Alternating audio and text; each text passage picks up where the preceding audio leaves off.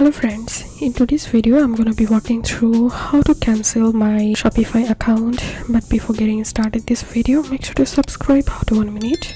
First of all, log in into your Shopify account and now click on settings and select plan.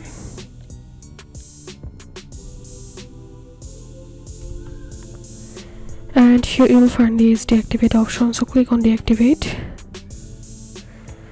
Click here, and before you go, review these steps to take before closing your store.